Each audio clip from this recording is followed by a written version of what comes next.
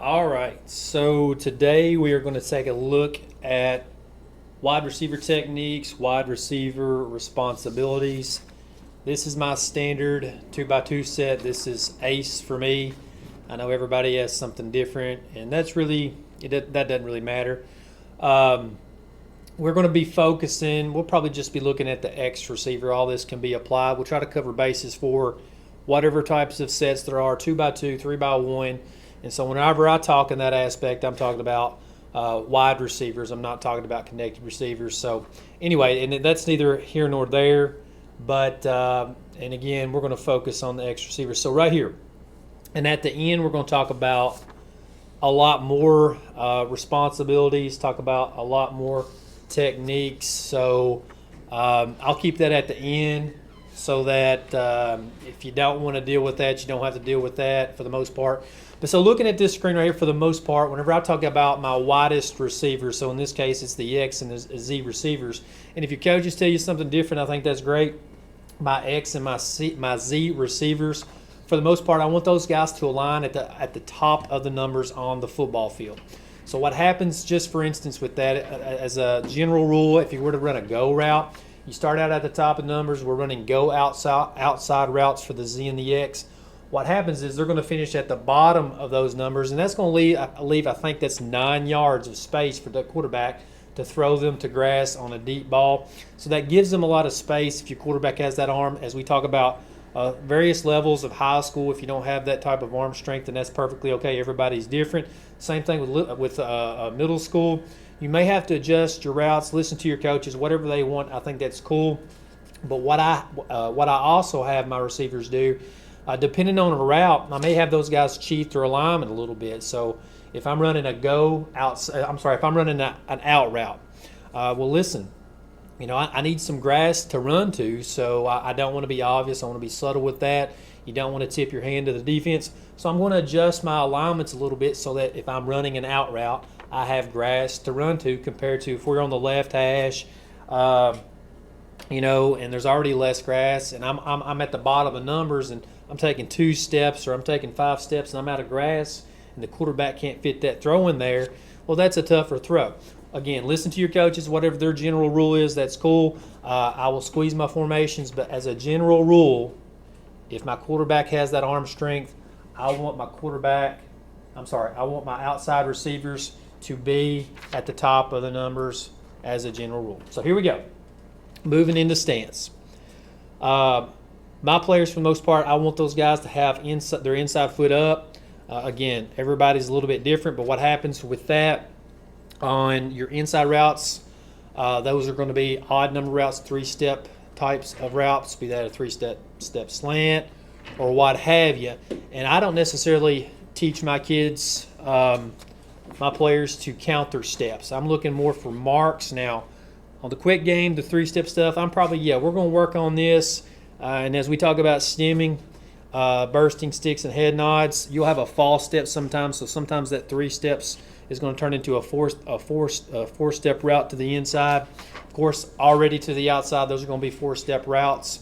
But for my players, I typically want those guys to have their inside foot up. I also want those guys to be low. I need you to be lower than the other guy. The low man's going to have the leverage. Low man's got the leverage.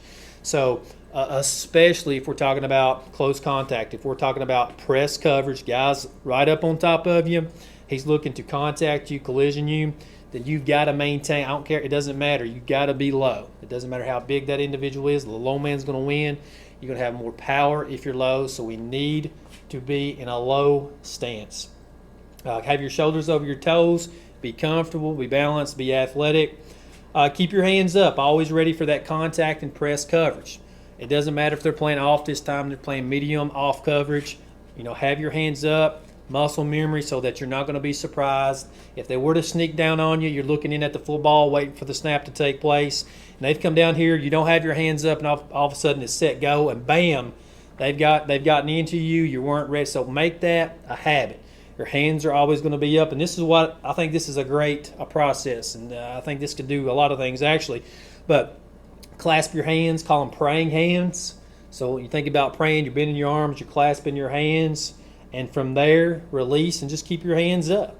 Now, if you prefer fists, some kids may like, students, players may like the fist, open hands, whatever you prefer. I don't have a preference, but so shoulders over toes. I'm getting low. Nobody's gonna be lower than me. That defender's not gonna be lower than me. I'm clasping my hands. Looks like I'm praying out there real quick, and bam, then I'm just holding them up either with fists or open hands.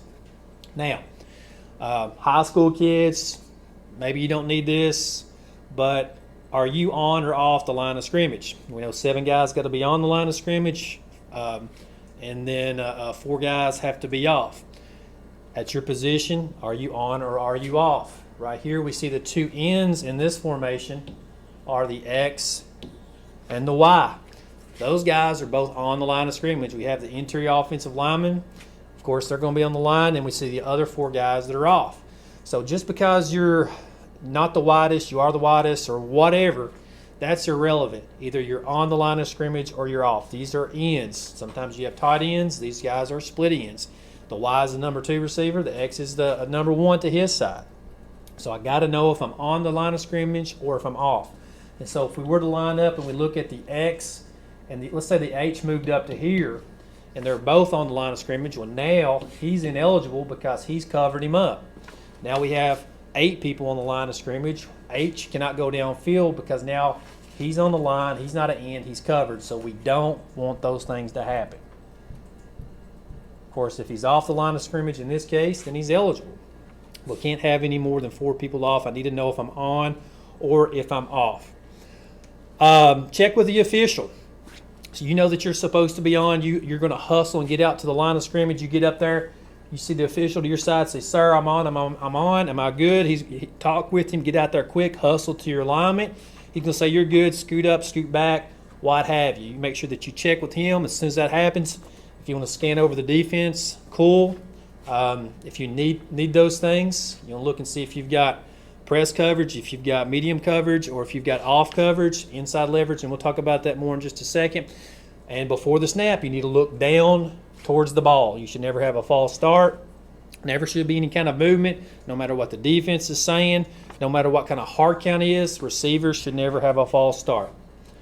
All right, what else here? So now we're going to look at understanding coverage shells. So we've looked at stance, we're looking at some of these processes, and so now we're looking at wide receiver techniques and understanding coverage shells. This is going to be a crash course. Everybody does things a little bit different. This is going to be very vanilla, but so this is what we're going to do. We're going to look at cover 4. Let me take a step back here. Yes, cover 4.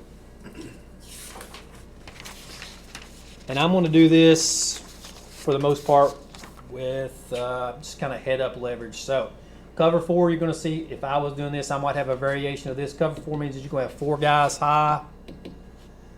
And underneath, you could have, it could be a 3-4, it could be a 4-3, but you're going to have a 7-man box. And what you'll see in many cases is the linebacker in this type of coverage, maybe they are matched up, meaning they're head up. So that's right on head up on number 2. And depending on if it's a 3-4 or a 4-3, you could have 1 or 2 guys in the box. So that's a quarters coverage, and what you see open in quarters coverage is that you have the deep middle is, for the most part, it's going to be weaker, and then the curl flat areas. This is what they're taking away the deep thing. Of course, run game is going to be there, but this is the main areas that are going to be the most vulnerable, especially the curl flat. Those are your most vulnerable areas.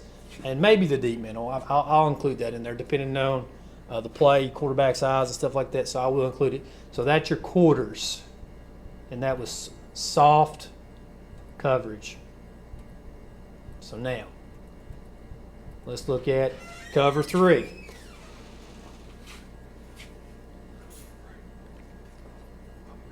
Yes, sir. No, we're good. We're good. So now, we're looking at cover 3.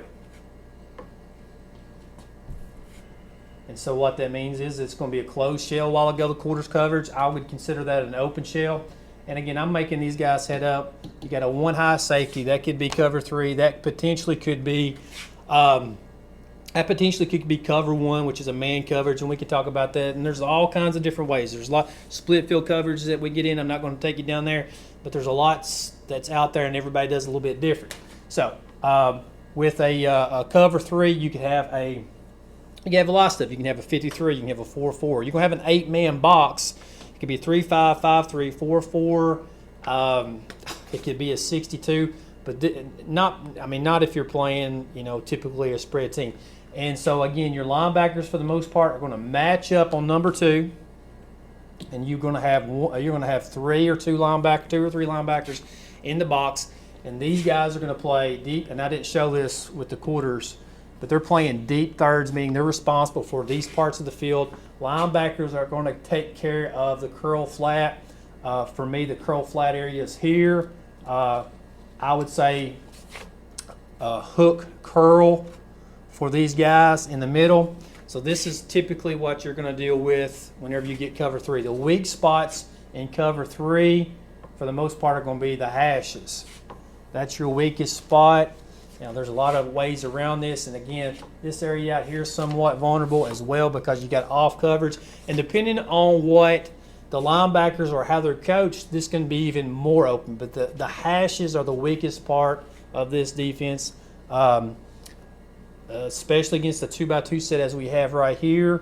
Also can be very weak against a 3x1 set in the passing game.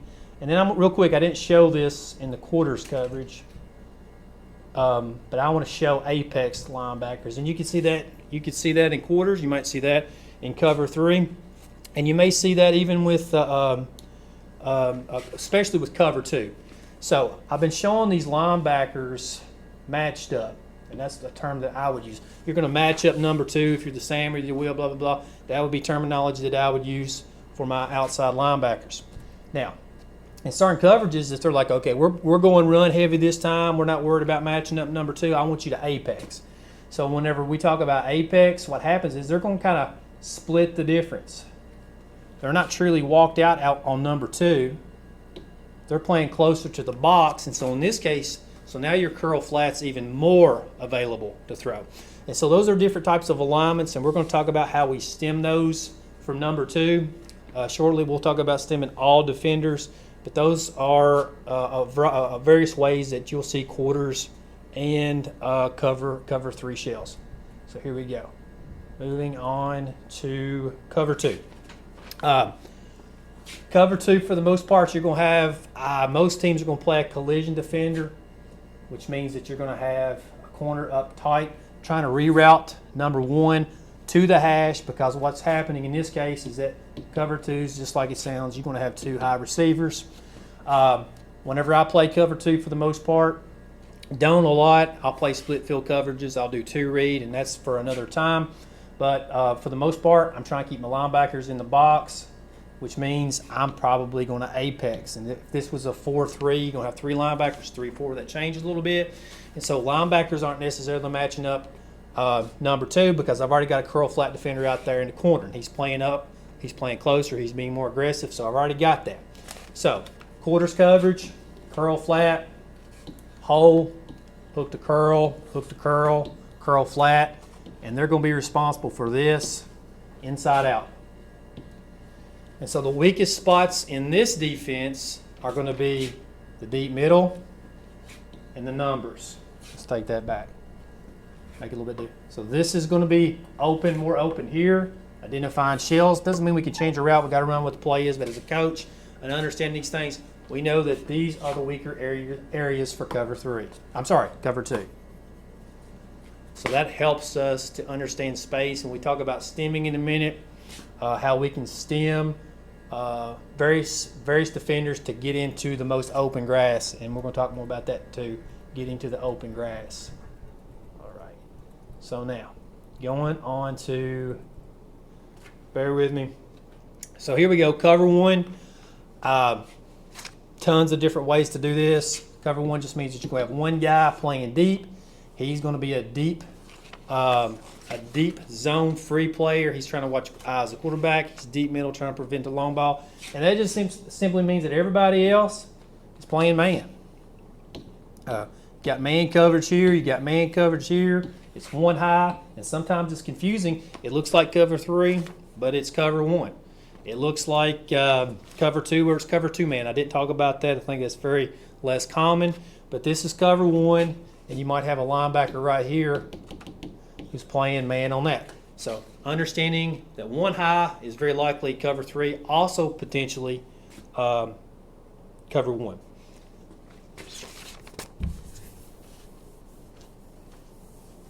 And then the last one, and I'll say this too, with cover 1, cover 0 especially.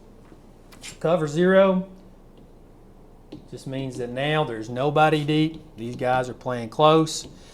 Nobody's in a deep coverage. These guys are playing very close to me, maybe even tighter down here. I was like, okay, we're going to be aggressive. And if you get this, especially if they're down there really close, there is pressure coming. They are bringing pressure.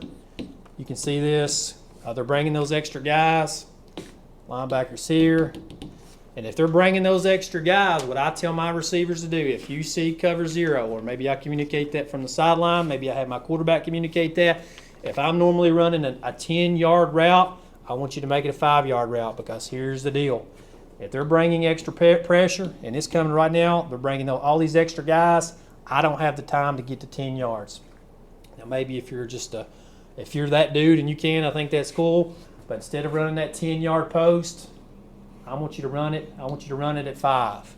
I've got to be able to get rid of the ball right now. That's something that you work on. Talk to your coaches. See if that's something that you want. If they want you to do, that's just an approach that I like to take. So, very important to understand the different types of shells.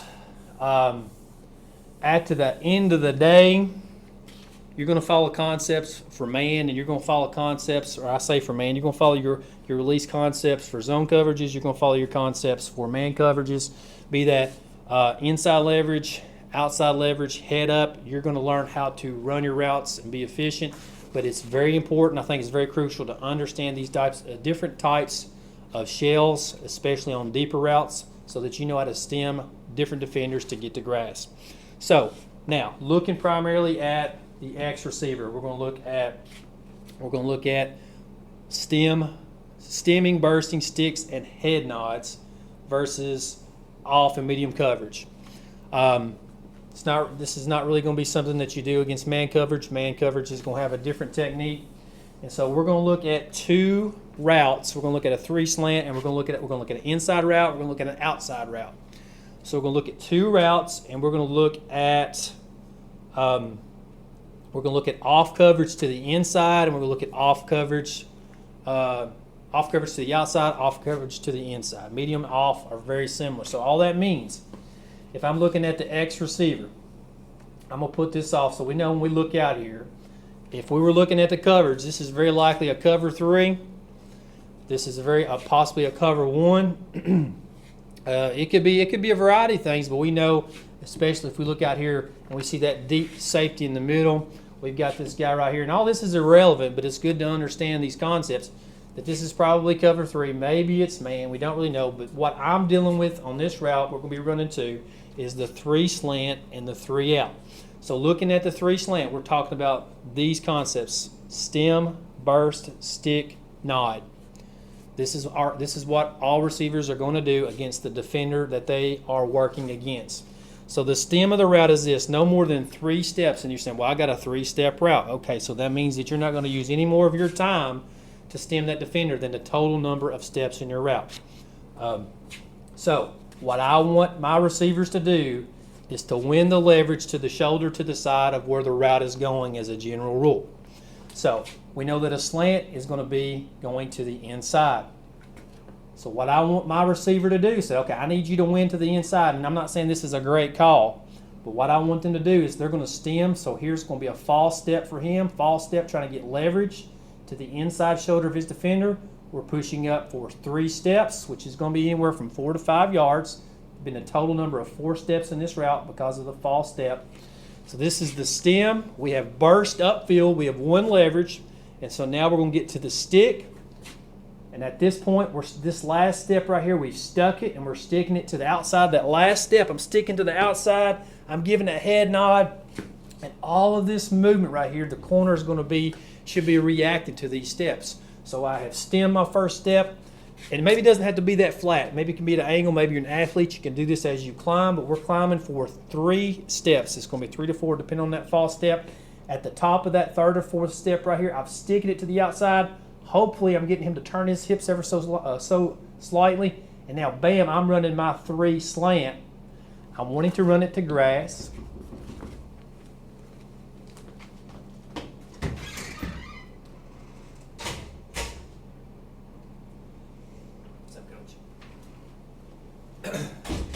Sorry, I had to step away.